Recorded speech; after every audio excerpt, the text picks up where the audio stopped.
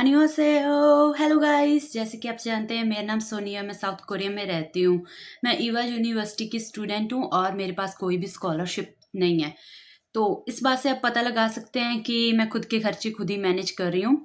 तो ये वीडियो रहने वाली है पार्ट टाइम के ऊपर। आपको सबसे पहले बता दूँ, मैंने काफ़ी टाइम से कह रही थी कि पार्ट टाइम की वीडियो डालूंगी, डाउट्स बताओ, बट नहीं डाल रही थी। अब डाल रही हूँ क्योंकि मैंने अभी नए डॉम में मूव किया। आप देख सकते हैं ये मेरी रूममेट का सामान है। वैसे वैसे वो मेरी वीडियोस नहीं देखती, हम कल ही मूव हुए हैं, वो कोरियन है, पहले बता दूं। तो ये वीडियो रहने वाली है पार्ट टाइम के ऊपर। जो भी स्टूडेंट कोरिया आना चाहते हैं बट स्कॉलरशिप वगैरह नहीं लग रही, खुद के खर्चे पे आना चाहते हैं, तो वो जानना चाहते हैं कि वो अपने खर्चे कैसे मैनेज करेंगे, तो वो स्टूडेंट्स चैनल को सब्सक्राइब कर लीजिए, वीडियो को लाइक कर दीजिए, जो भी डाउट है उसे कमेंट कर दीजिए और अपने मित्रों, सहेलियों, सखियों के साथ मेरी वीडियो को शेयर कर दीजिए। क्योंकि ज़रूरी नहीं होता कि स्कॉलरशिप हर एक को मिले। जैसे कि मैंने भी स्कॉलरशिप के लिए अप्लाई किया था, जो कि मेरा प्लान ए था, बट नहीं मिली, तो मैंने अपना प्लान बी स्टार्ट किया, जिसमें था कि मैं खुद के खर्चे खुद मैनेज करूंगी। तो प्लान बी की रिक्वायरमेंट्स वगैरह सब बताती हूँ आपको कि कोरिया में आप जॉब वगैरह कैसे कर सकते हैं और कितनी अर्निंग होती है और कैसे जॉब मिलती है। सबसे पहली बात बता दूं कि आप 6 मंथ तक कोई जॉब वगैरह नहीं कर सकते कोरिया में अगर आप D2 वीज़ा पे आ रहे हैं, जो कि बेसिकली स्टूडेंट का वीज़ा D2 होता है। तो आप कोई भी जॉब 6 मंथ तक नहीं कर सकते। 6 मंथ तक आपको सिर्फ अपनी स्टडी पे फोकस करना है, अपनी जीपीए पे फोकस करना है मेनली। तो रिक्वायरमेंट्स यही हैं कि 6 मंथ तक आप जॉब वगैरह नहीं कर सकते। 6 मंथ के बाद जॉब के लिए ढूंढना स्टार्ट कर सकते हैं। जॉब के लिए पहले क्या करना पड़ता है, आपको जॉब ढूंढनी पड़ती है, कॉन्ट्रैक्ट साइन करना पड़ता है ऑनर के साथ। और कॉन्ट्रैक्ट साइन करने के लिए ऑनर मांगता है आपका हेल्थ सर्टिफिकेट, जो कि आपको बनवाना होता है आपके कोई भी आसपास के हेल्थ सेंटर पे, जो कि हर एक मेन सिटी का एक होता है। तो आप वहाँ जाके, जो इसमें बहुत ज़्यादा पैसे नहीं लगते हैं, हेल्थ सर्टिफिकेट बना सकते हैं, जिसमें मेनली 3 टेस्ट होते हैं, चेस्ट एक्सरे और 2 दूसरे होते हैं, जो कि मेनली सैंपल वगैरह लेके होते हैं, जो कि अभी मुझे इतने याद नहीं। बट आप जब सर्च करोगे हेल्थ सेंटर और वहाँ जाके आप बोलोगे कि आपको जॉब के लिए सर्टिफिकेट बनवाना है, तो वो आपको वहीं भेज देंगे। मतलब इसमें इतने पैसे नहीं लगते। मेरे शायद 1500 या 3000 मोन लगे थे तीनों टेस्ट के लिए। और ये 2-3 दिन में आराम से आपको रिपोर्ट भेज देते हैं। आप ऑनलाइन भी ले सकते हैं और वहाँ जाके भी। और ये अपना पासपोर्ट और आरसी, जो कि एलियन रजिस्ट्रेशन कार्ड होता है, ये तीनों चीज़ें आपको ऑनर को देनी होती है। जिसके बाद ऑनर एक कॉन्ट्रैक्ट बनाता है, जिसमें आपके जॉब का टाइम, कितने घंटे, कितने आपको पर घंटे के हिसाब से बेच मिल रही है, वो लिखा होता है। और बाकी दूसरी बेसिक इन्फॉर्मेशन, वो कॉन्ट्रैक्ट साइन होता है, आप उसकी फ़ोटो कापी, ओरिजिनल जो भी आपके पास है, जो भी आप ले जाना चाहते हैं वो। और एक होता है जो आपकी यूनिवर्सिटी की वेबसाइट पे फॉर्म होता है, पार्ट टाइम कन्फर्मेशन, उसका प्रिंट आउट निकाल के ऑनर के पास ले जाके उसके साइन वगैरह होते हैं और अपना कॉलन, अपनी इन्फॉर्मेशन भर सकते हैं, उसे फिल करना होता है। और एक ऑनर का बिजनेस सर्टिफिकेट होता है, जो कि ऑनर आपको देता है। तो ये मेन 3 डॉक्यूमेंट होते हैं। एक होता है बिजनेस सर्टिफिकेट, जो कि आपको आपका ऑनर देगा, कॉन्ट्रैक्ट, और एक पार्ट टाइम जॉब कंफर्मेशन मेरी यूनिवर्सिटी ने मांगा है, मुझे बाकियों का नहीं पता। मैंने ये प्रिपेयर किए थे 3 डॉक्यूमेंट, ये लेके आपको अपनी यूनिवर्सिटी के इंटरनेशनल अफेयर जाना होता है। और पहली बात, इसके लिए मैं आपको रिक्वायरमेंट्स बता दूं, आप जॉब करने के लिए कब, मतलब 6 महीने के बाद जॉब तो कर सकते हैं, मतलब उसके लिए एक रिक्वायरमेंट्स रहती है कि अगर आपकी जीपीए 2 से ऊपर है तभी आपको परमिशन मिलेगी। यूनिवर्सिटी दे देगी, उससे इतनी प्रॉब्लम नहीं आएगी। आप एक्स्ट्रा करिकुलम एक्टिविटी के और भी वगैरह, या प्रोफेसर से कोई भी रिकमेंडेशन लेटर लगा सकते हैं, यूनिवर्सिटी परमिशन दे देगी। लेकिन बाद में इमिग्रेशन वाले ऑफिस वाले आपको परमिशन नहीं देंगे। तो ध्यान रखना है, जो 6 मंथ आपके पास आने के बाद फ्री होंगे, तो उसमें अपनी जीपीए अच्छी करनी है। अगर आपकी जीपीए 2 से कम है तो इन्हें फ़र्क नहीं पड़ता आपके पास कितना टॉपिक लेवल है। और अगर आप अंडर ग्रेजुएट के स्टूडेंट हैं तो आपके पास पहले 2 साल में 3 या उससे ज़्यादा का टॉपिक लेवल हो तो आप फुल टाइम कर सकते हैं। अगर आपके पास वो नहीं है तो 10 घंटे पर वीक कर सकते हैं। और 2 सालों के बाद आपको चाहिए होता है 4 से ऊपर का टॉपिक लेवल फुल टाइम करने के लिए। बट अगर आपके पास नहीं है, जैसे अभी मेरे पास भी नहीं है, तो मैं अभी 10 घंटे कर रही हूँ वीक के हिसाब से, जो कि मतलब बाद में वेकेशन में भी इतना ही रहता है और नॉर्मल सेमेस्टर में भी, बट अगर आपके पास टॉपिक है तो आप फुल टाइम कर सकते हैं वेकेशन में। तो ये सब लेके और एआरसी लेके वो बस देखते हैं आपका एआरसी एक बार बस अपने साथ कैरी करना होता है। मेरी यूनिवर्सिटी का बता रही हूँ, पहले बता दूं। तो वो देखते हैं, चेक करते हैं और आपको जो जो कंफर्मेशन वाला होता है उसके ऊपर साइन वगैरह करके दे देते हैं। और इसके बाद आपको जाना होता है कोरियन इमिग्रेशन ऑफिस। या तो आप ऑफलाइन जा सकते हैं या ऑनलाइन जा सकते हैं। आई थिंक अगर आप ऑफलाइन जाएंगे तो वो इतना बेटर नहीं रहेगा, तो मैंने ऑनलाइन किया था। वेबसाइट पे जाके वहाँ पे एप्लीकेशन का होता है, आप उसे सबमिट कर सकते हैं। जो भी रिक्वायर्ड डॉक्यूमेंट लिखते हैं वो, जैसे कि तो ये अपने बिजनेस सर्टिफिकेट, कॉन्ट्रैक्ट और आपका आपका जॉब कंफर्मेशन, जे लगता है 3 डॉक्यूमेंट। और इसके बाद आपकी एकेडमिक ट्रांसक्रिप्ट वगैरह भी मांग सकते हैं। वैसे मेरे केस में मतलब वहाँ लिखा होता है कि आपने एक्स्ट्रा कोई सबमिट करना है डॉक्यूमेंट, जैसे कि अगर आप 10 से ज़्यादा घंटों के लिए अप्लाई करें तो टॉपिक लेवल का सर्टिफिकेट सबमिट होता है। ये सब आप ऑनलाइन सबमिट कर देना है। और इसके बाद आपको, मेरा 1 महीना लग गया था परमिशन आने में। 1 महीने तक का टाइम आराम से लग जाएगा, तो उसमें आपको परमिशन मिलेगी। ऑफलाइन भी इतना ही लगता है जितना मुझे पता है, मैंने अपने फ्रेंड से पता किया है। तो इसके बाद आप अपनी जॉब जाके स्टार्ट कर सकते हैं। ये रही जॉब की रिक्वायरमेंट्स और डॉक्यूमेंट। अब बात करते हैं कि सैलरी कितनी है। तो पहले बता दूं कि कोरिया में हर साल मतलब एक आवर्स वेज होती है जो कि मिनिमम रहती है, जो कि अभी कोरिया के है 10,030 वॉन। बाकी आपके काम के ऊपर भी डिपेंड करता है। जैसे कि कोई अगर नॉर्मल काम है तो 10,030 वॉन मिल जाते हैं, बट अगर जैसे किचन असिस्टेंट का है 12,000 वॉन, कोई 13 दे रहा होता है, कोई 11 भी होती है। बस 10,030 से अभी के ऊपर होती है।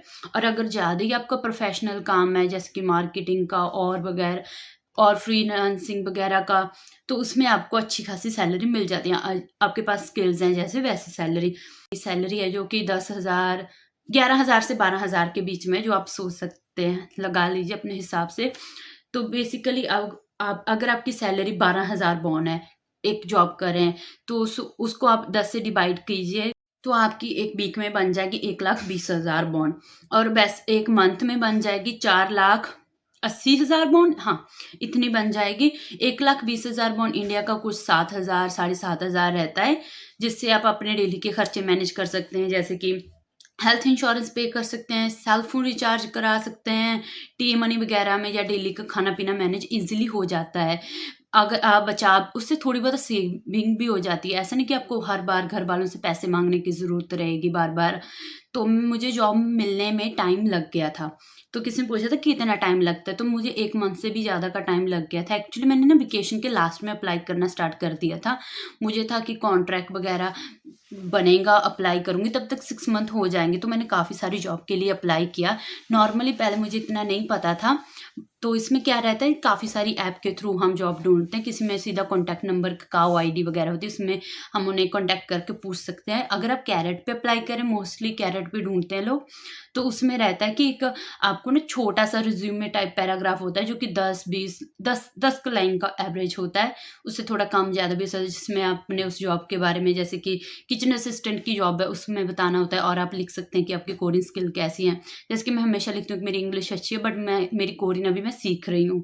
तो आपको बस उसमें मतलब उसमें सीधा पेस्ट करना हो, तो ऐसे अप्लाई हो जाता है। बहुत सारे लोग सीधा रिजेक्ट कर देते हैं। बहुत सारे लोग आपको मैसेज करके पूछते हैं कि क्या आप जॉब कर सकते हैं। तो मैं हमेशा बोलती हूँ हाँ भाई मैं कर सकती हूँ, क्योंकि मेरे पास D2 वीज़ा है। और कुछ लोग आपसे बहुत कुछ पूछते हैं और बाद में कोई रिप्लाई भी नहीं आता। कोई बहुत सारे लोग इंटरव्यू के लिए बुलाते हैं, और अगर कोरियन आपको इंटरव्यू के लिए बुला रहे हैं और अगर आपको कहें कि कॉन्टैक्ट छोड़ जाओ, हम आपको बाद में कॉल करेंगे, तो इसका मतलब आप रिजेक्टेड हैं। उस और जॉब देखिए, इसके बारे में सोचना भी मत अब। तो ऐसा होता है, मैंने पहली बार 2 जगह इंटरव्यू दिया था, तो उन्होंने यही बोला था कि अपना नंबर छोड़ जाइए, हम आपको कॉल करेंगे, बट कोई कॉल वगैरह नहीं आया आज तक उनका। तो मेरी ऐसे करके मैंने काफ़ी जॉब के लिए अप्लाई किया। तो मुझे तीसरी बार किसी ने इंटरव्यू के लिए बुलाया, तो मैं वहाँ गई और उसने मुझे तभी बता दिया मैं सिलेक्टेड होगी। उसने बोला कि कल से काम पे आ जाना।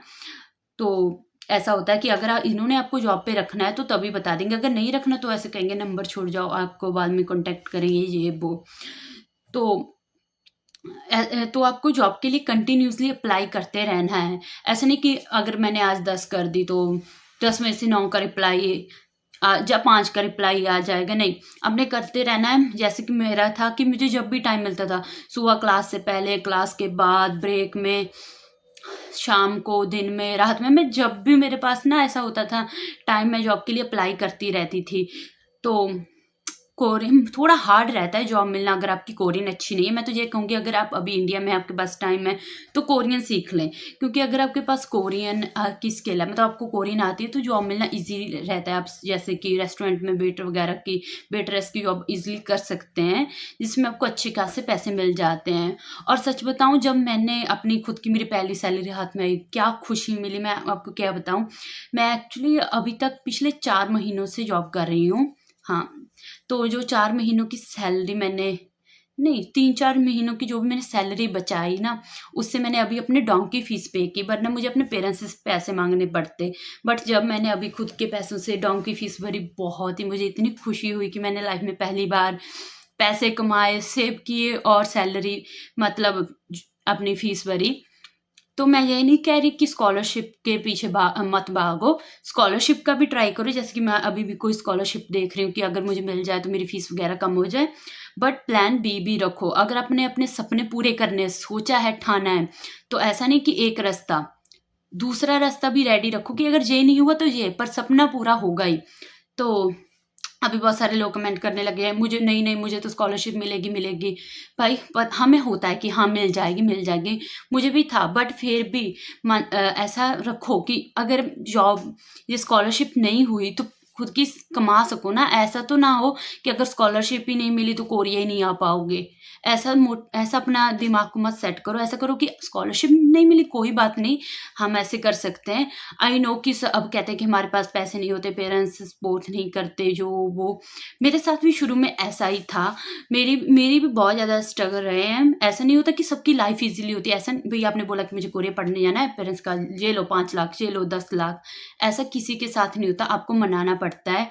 तो मैं आपके साथ कभी अपनी स्टोरी शेयर करूँगी जब भी मुझे टाइम मिलेगा, जब नहीं, जब मेरे 5000 सब्सक्राइबर हो जाएंगे तब करूँगी। अगर आप मेरी स्ट्रगल स्टोरी सुनना चाहते हैं, मैंने अपने डैड को कैसे मनाया कोरिया आने के लिए, तो अपने बहुत सारे दोस्तों के साथ मेरे चैनल को शेयर कर दीजिए, सब्सक्राइब कर लीजिए, लाइक कर लीजिए, और जो भी कोई डाउट हुआ उसे कमेंट कर देना। और हाँ, मैं आईफोन अभी नहीं खरीद सकती क्योंकि मुझे ट्यूशन फी पे करनी है, क्योंकि मुझे भी चाहिए आईफोन। भाई, जहाँ सबके पास आईफोन है, मुझे भी चाहिए। उससे पहले मुझे लैपटॉप चाहिए। मेरा लैपटॉप टूटा हुआ है, मैं यूनिवर्सिटी से रेंट का लैपटॉप लेके यूज़ कर रही हूँ। बट मैं अभी नहीं ले सकती, मुझे पहले अपनी फ़ीस वगैरह पे करनी है। मुझे अपने पेरेंट्स से पैसे नहीं माँगने, जब मैं कमा सकती हूँ। तो मैं, जब मेरे पास सैलरी होगी, जब मेरे सब्सक्राइबर बढ़ेंगे, मैं यूट्यूब वगैरह से, इंस्टा से अर्निंग करूँगी, तो मैं आईफ़ोन ज़रूर लूँगी। और अगर चाहते हैं कि मैं जल्दी आईफ़ोन लूँ, तो जल्दी से जल्दी मेरे चैनल को यूट्यूब में फ़ॉलो कर लीजिए, सब्सक्राइब कर लीजिए, अपने दोस्तों के साथ शेयर कर लीजिए। और बाय-बाय, कमेंट करना कि ये वीडियो कैसी लगी, भूलना मत।